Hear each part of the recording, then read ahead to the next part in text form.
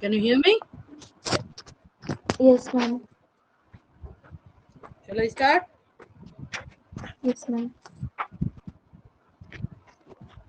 I'm going back again. So what we have to do is loops.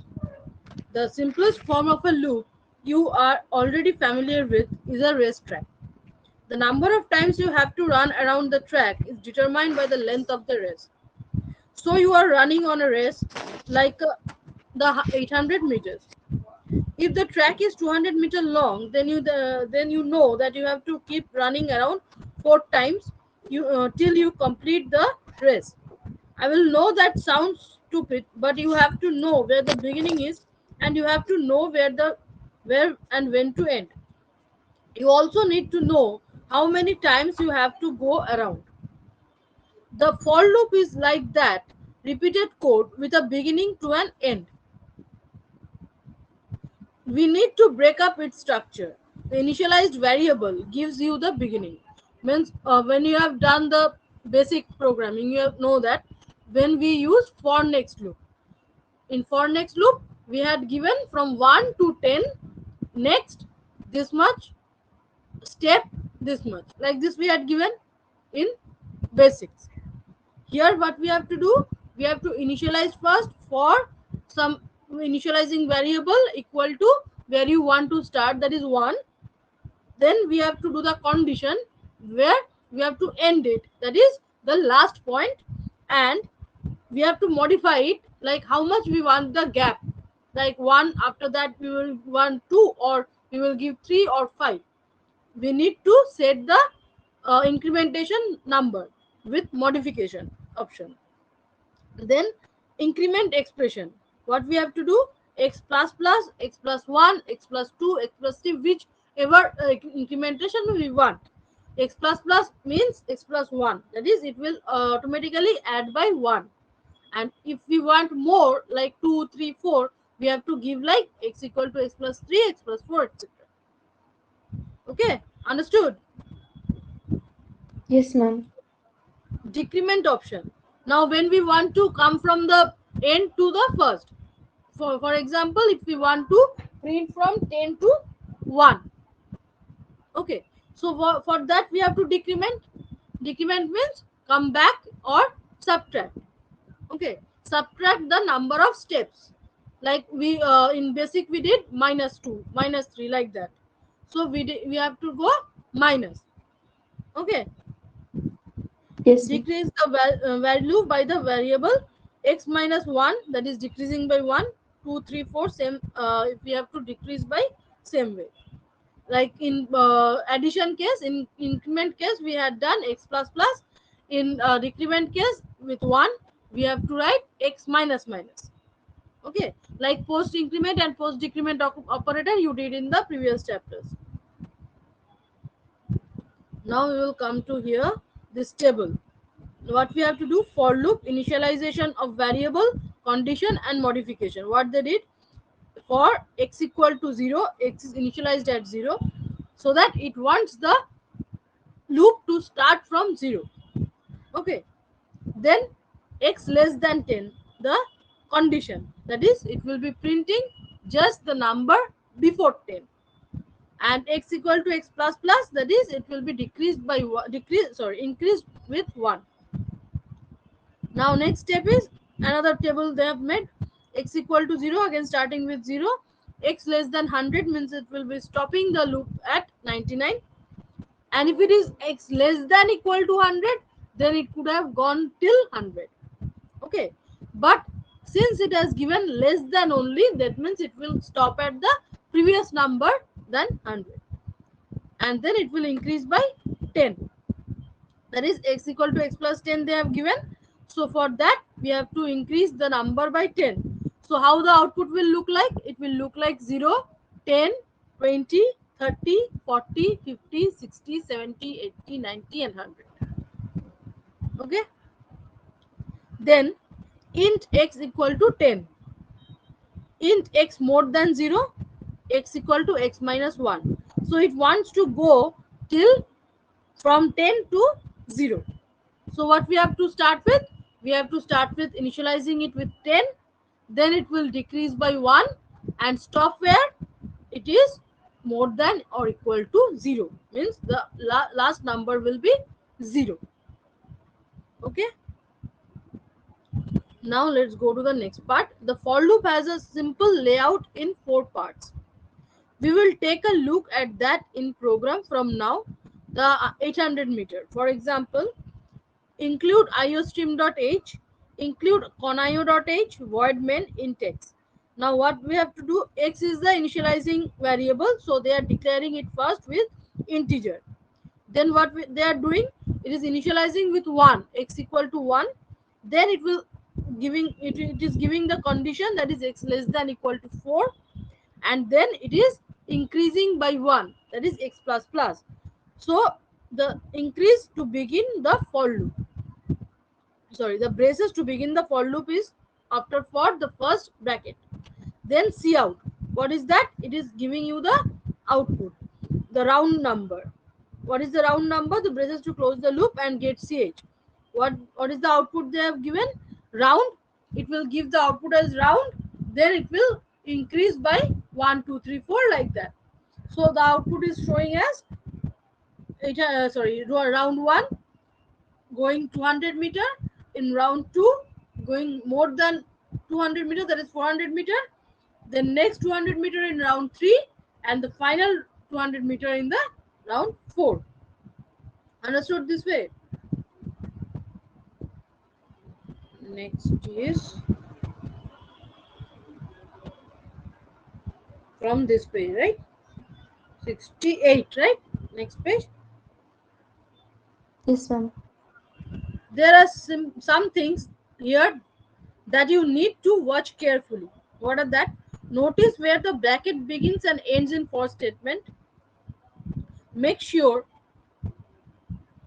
that there is no semicolon at the end of the for statement. See how the brackets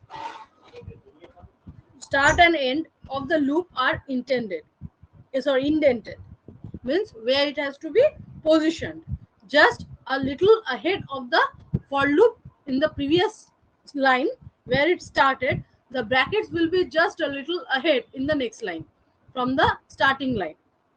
Okay, that is called indentation. Okay, then watch how special round brackets are used to indicate the for loop. We need to look to at the sequence in which the loop functions. Like, it first performs the operation of initialization, it next evaluates the condition. If the condition is true, it will execute the action statement. It then works on the condition of the loop and performs the repetition of the condition is met. Means first the initialization, then the condition evaluation will be performed, then in the third step it will see at the repetition how much it will be repeated, and then the end. Okay, wherever it will meet the condition finished, it will stop the loop. Okay, yet another program to count down from 10, that is include conio.h, then void main int x. Now we have to start from counting down, that is 10 to 0 or 1. So like same thing I said in the previous example, that it will start with 10 and then it will count till 0, and it will slowly use the modification of subtracting by 1. Okay, like 10 9 8 7, it will go till 1, 0, or you can say 1 and stop there. Okay, then the output will be 10 9 8 7 6 5 4 3 2 1.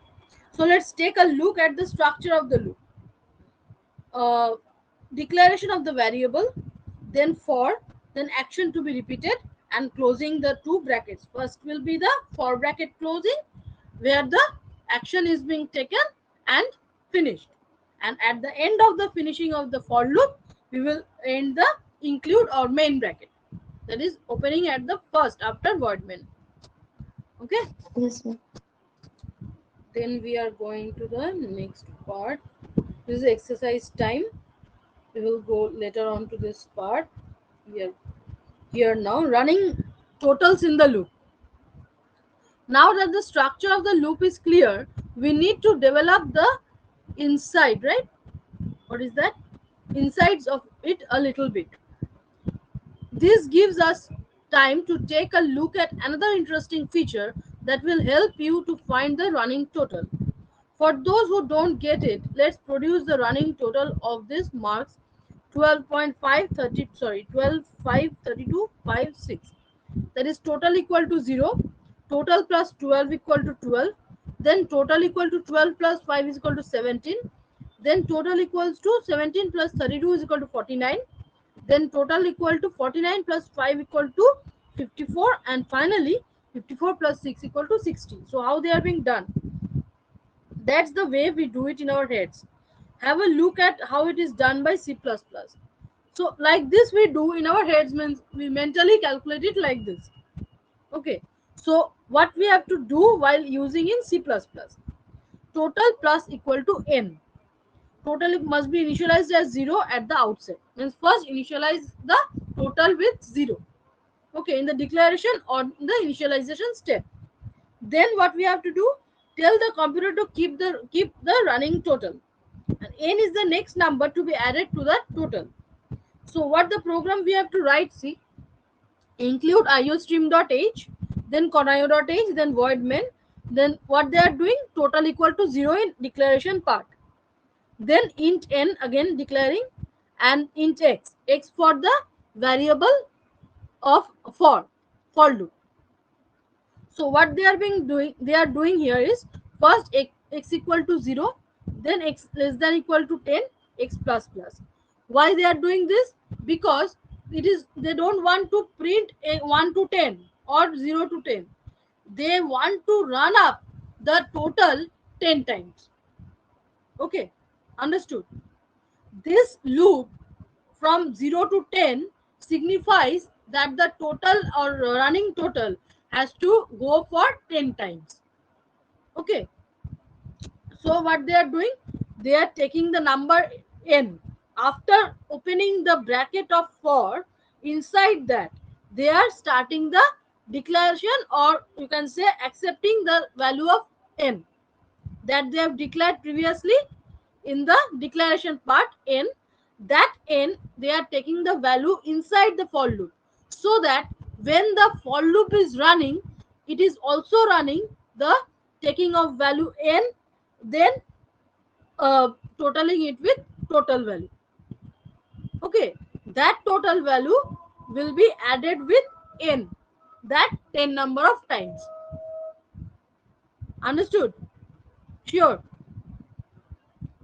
So after opening the for bracket and doing the for conditions properly, then we are doing the cout, enter a number, that is n value has to be taken from the user, not directly. Okay, so user is giving the value of n, and c in n means the value is being given, and then total plus equal to n, that is total equal to total plus n. Now the total of x numbers total endl, that is what they are doing is total is equal to total plus n. The total of x numbers means the one number, first one number, total of one number, that is x is going on. Okay, how many times x is going on? 10 times. Okay, so total of x numbers means maybe first is 1. Total of one number is total equal to 1. 0 plus 1 is 1, or you can say 0 plus what the value n is being taken, 0 plus that value is equal to 1, I mean that value n. Okay, then it will go to again back to the for loop. It will go to the value maybe 2. Okay, in that 2, then it will be again added. Total of two numbers is this much, that is total already is set as maybe the value of n now. Okay, the previous value of n will be now as total, that is total is now maybe 1 or 2 or anything that the user has given. Okay, and total was 0 initially, initialized as 0. Okay, so that 0 is being made to the value that the user has given. For example, it is 1. Okay, so now total was 0, now added with 1, it is becoming 1. Now total is 1. Now next will be the value of the added value with n again. Okay, maybe now it will be 1 plus 1 2. So the total of two numbers will be 2 or 3, anything else. Okay, so let's see what the okay. To get the running total plus equal to n, then to get the running product, total into equal to n, to get the running difference, total minus equal to n, to get the running division, total divide by into n. So in all the 4 steps, first we are doing the plus. Now we will, now if we are given with plus other than plus, that is minus, product, division, we can use this calculation style. Okay, total plus equal to n, total minus equal to n, total into equal to n, total by equal to n. Okay, the Fibonacci series, an interesting program using the for loop, is generating the Fibonacci series. What is the Fibonacci series? 0 1 1 2 3 5 8. Yet start off with the first two numbers 0 1. Add them together to get the third number 0 plus 1 equal to 1.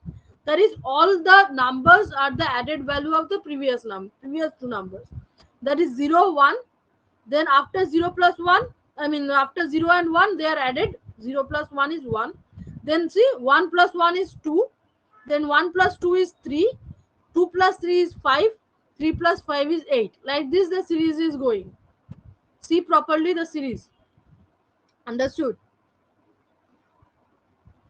Then what we will do,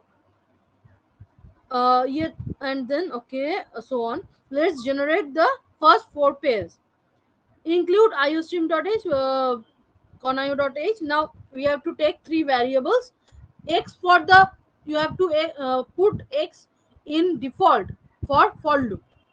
Okay, so a and b are two different values, that is the numbers we will take in Fibonacci series, and x is for the for loop.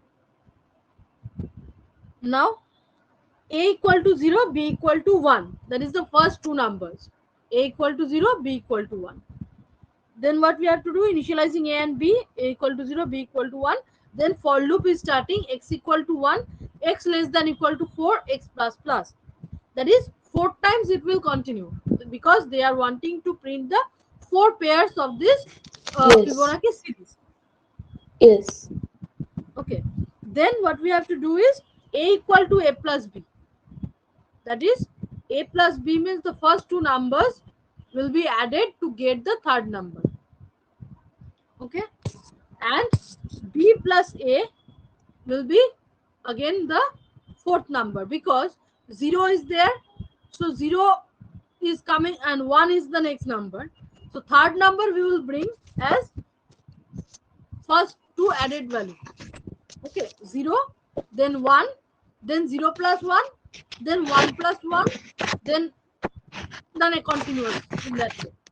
So what they are doing, Yes. a equal to a plus b, in every step a plus b will be added. Okay, 4 times the a plus b will be added, it will go to the next number. And b equal to a plus b, same thing. Okay, a equal to a Same. plus b, b equal to a plus b, same thing. But it will bring the next values, the next pairs. Okay, Yes. okay, okay. The output will look like this: 0 1 1 2 2 3 5 8. Okay, read a bit about the Fibonacci series. It has a lot to do with nature. Wonder why a four-leaf clover is a wonder. Okay, nesting loops. Much of the data that we process has one part of it nested inside the other. While the first part stays constant, the nested part keep changing. Means the first part, there are two loops. Nested loops means one loop inside another loop. Okay, so the insider loop will be running, keeping the outsider loop constant. Okay, so if you want to have something like, you have to incorporate two for loops. Okay, for which the inside for loop will go continuously, and after some step the outer loop will change. Again, in the inner loop 2-3 times it will change, and after that it will change the for outer for loop for 1 or 2. Okay, so we have to Yes. use the for loop and nested for loop in such a way. We will use the for loop now to check if a number is prime. Now, how to check the number is prime? B and X, two values are being taken. B has been taken from the user. Now X equal to 2, X less than B, X plus plus. So B has to be the value that the user has been taken or user has taken. Okay. So and X is the value for loop, which they have been initialized first as 2, because the prime number starts from 2. Prime number has no work with 0 and 1. Okay, that you know. For while doing Yes. maths, that you know that prime number always starts with 2. So it does not have any work with 0 and 1. So we are initializing the first number with 2. So x equal to 2, x less than b means it will stop just before the value of b, that is the user has given, and x plus Yes. plus, that means it will go one step ahead. Now b mod x, we have to do the mod value, that is find the remainder of b divided by x. For example, 4 divided by 2. Okay, so like that we have to check. B mod x equal 0, then it is not a prime number. Okay, and else it is a prime number. So what we have to do is, we have to check whether it works with or it is a factor of the number. If it is not a factor of the number, that means a number having the factors itself and 1, then only it is a prime number.